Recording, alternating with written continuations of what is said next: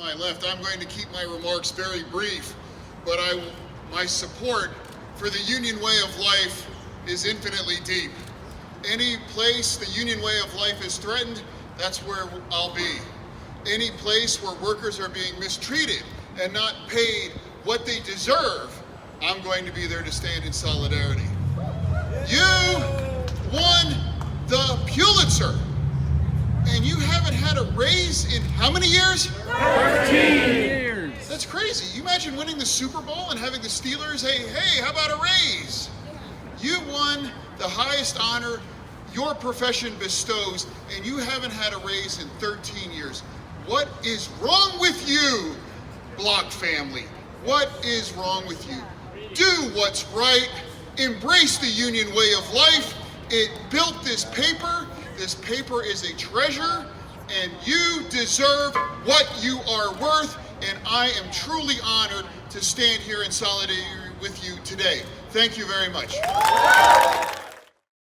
With workers fighting against corporate greed and fighting for working people. The Post-Gazette is absolutely integral in the protection of our democracy. I have to say, I have not always been happy when my name appears in the Post-Gazette, but I am grateful as a citizen and as someone who represents the people of Pittsburgh. Because without you, there is not accountability, there is not transparency in government and in our elected bodies. So you are absolutely vital for that.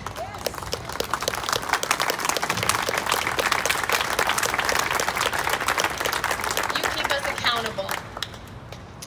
Before I was an elected official, I worked in community development. So not only if we lose the paper and we lose the printed edition that goes out to everyone, we lose community. Working for a nonprofit, I was able to call up Diana Nelson-Jones. Is she here at all? Okay. And she would help me write stories and tell stories about community members who are doing amazing things, whether it was Gordon in Mount Oliver or Lisa in Manchester, stories of people reclaiming vacant lots and doing what was right for their community. They were given a platform with the Post-Gazette. They are given a platform. The people who make this city great, they get highlighted in your publication. They get the same level of coverage and critique and voice that we do as elected officials. And that's the beauty of the free press, that it's for all of us. So whether as an elected official, as a citizen, whether it's in the streets right here in the North Shore, it's in the halls of Harrisburg, we will always stand beside you. We will always be fighting for working people and against corporate greed like the Block family. Thank you all for being here, and thank you for standing in solidarity with the Post-Gazette writers. With themselves when they treat our workers this way. Let me tell you, they can live with themselves because they don't live among us. And when they don't have to live among us, they don't know what it feels like to have to stretch your money after 13 years of not having a raise. They don't know what it feels like when you're having heart problems or health problems and you can't go to the doctor because you're not sure how you're going to pay for it. They don't have the worries that we have out here. They're not worried about how we're living every day. They're worried about their bottom line. But let me tell you, as long as somebody like me, as long as I'm in the seat, you're at the seat.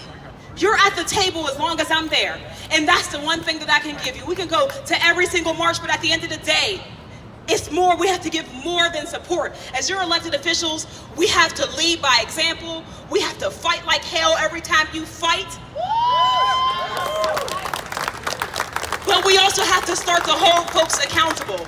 When we talk about our newspaper, or we talk about our media, we're talking about our journalists, our writers. Oftentimes we talk to workers and we say this person or that job or that career is the cornerstone of our society. Journalism is the cornerstone of our democracy. When we think about the situation and the predicament that we're in right now in our country, we don't have to look any further than how our journalists are being treated. I felt a particular need to come out here because before I was a state rep and before I was a rebel rouser, I was a journalism major. Woo! And I was working an intern at KDKA, where we had to go chase down crime every single day, and it gets depressing and it's hard, and sometimes it's dangerous.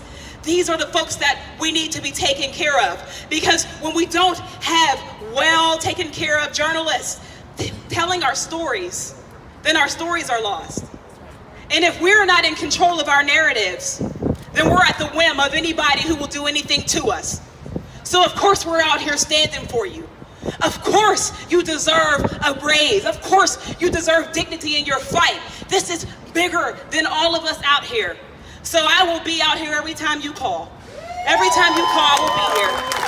I can always make time to come out and fight with our workers, because unlike them, unlike our CEOs, I'm us. I am of us and you are me, and we are always going to have to stand together. And the longer we stand together and the harder we fight, but also the more we see those of us out here, our elected officials, we know that we're making headway. And they know that when we vote every single time we have an election, we know we get closer to stamping this out the way that they treat us. The era of corporate greed is coming to an end. It is coming to the end, and we're going to fight it everywhere we are. So whether you're in your house, whether you're up on the third floor listening to us, whether you can take the streets, or whether you have to get into elected office, all of us collectively are going to bring an end to the way that we treat our workers in this country. And if I'm not leading it, I will be among you.